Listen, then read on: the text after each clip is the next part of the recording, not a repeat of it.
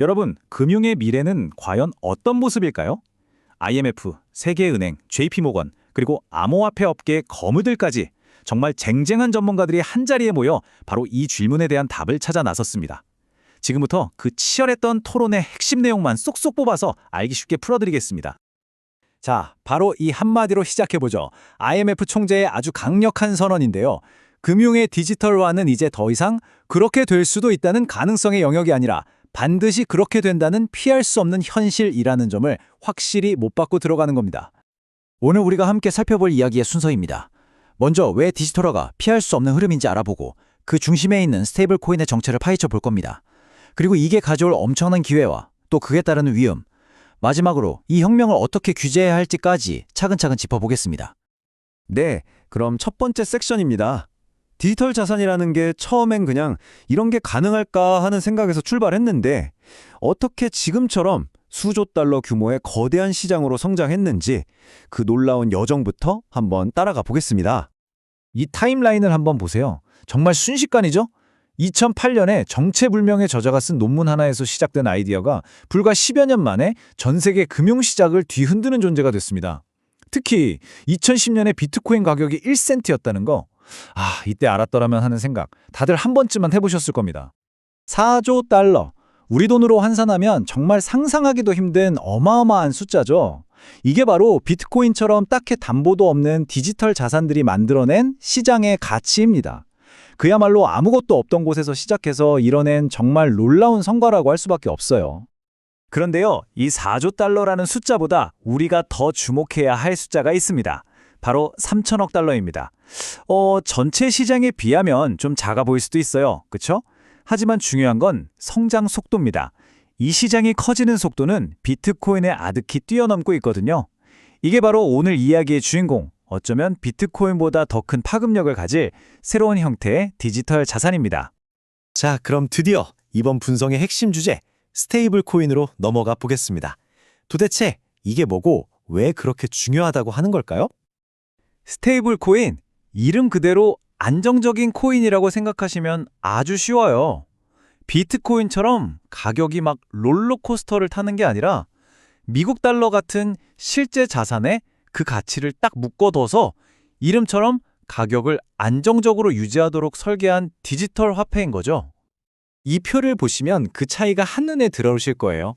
왼쪽에 있는 비트코인은 가격 변동성이 워낙 크다 보니까 주로 투자 자산으로 여겨지죠. 반면에 오른쪽에 있는 스테이블 코인은 가치가 안정적이니까 우리가 실제로 돈을 쓰는 것처럼 결제나 송금 같은 화폐 본연의 기능에 훨씬 더 초점을 맞추고 있습니다.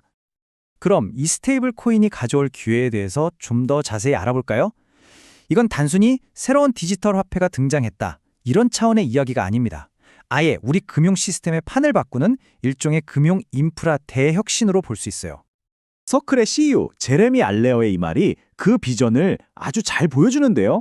이게 무슨 말이냐면 돈을 그냥 이메일 보내듯이 아무런 마찰 없이 주고받는 걸 넘어서 돈 자체에 만약 A라는 조건이 충족되면 B에게 자동으로 돈을 보내라 같은 스마트한 계약 기능을 심을 수 있게 된다는 뜻입니다. 정말 강력하죠. 실제로 패널들이 이야기한 적용 사례들을 보면 정말 무궁무진합니다. 은행 계좌가 없는 사람들에게 금융의 기회를 열어주는 것부터 수수료 비싸고 시간 오래 걸리는 해외 송금을 이메일 보내는 것처럼 순식간에 처리하는 것까지요.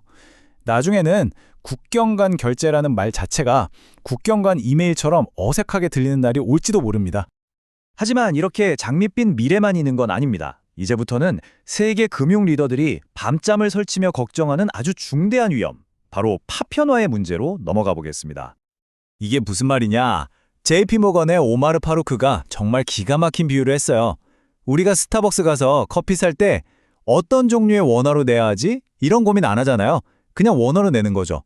그런데 만약 A사가 만든 달러 코인, B사가 만든 달러 코인이 마구 생겨나면 소비자들은 뭘 믿고 써야 할지 혼란에 빠지게 된다는 겁니다.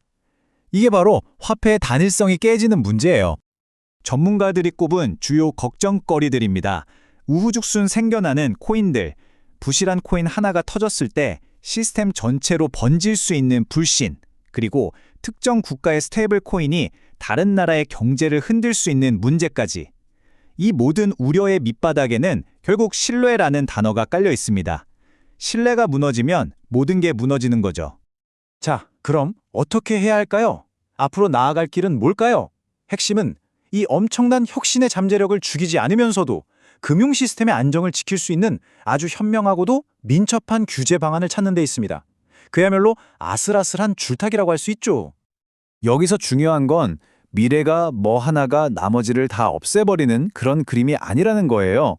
패널들은 스테이블 코인, 시중은행이 발행하는 디지털 화폐, 그리고 중앙은행이 직접 만드는 디지털 화폐, CBDC까지 다양한 형태의 돈이 각자의 역할을 하면서 함께 공존하는 생태계가 만들어질 거라고 봤습니다.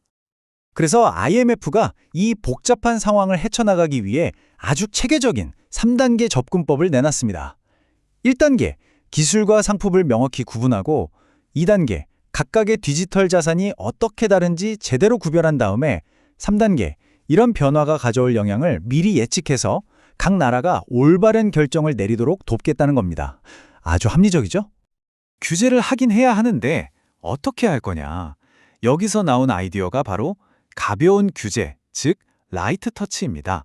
이게 뭐냐면 하나하나 모든 걸 다 간섭하는 게 아니라 시스템의 가장 기반이 되는 핵심 플랫폼이 안정적으로 돌아가도록 하는 데만 집중하자는 거예요. 그래야 혁신을 위한 공간이 남을 테니까요. 그런데 제레미 알레어는 여기서 아주 중요한 경고를 합니다.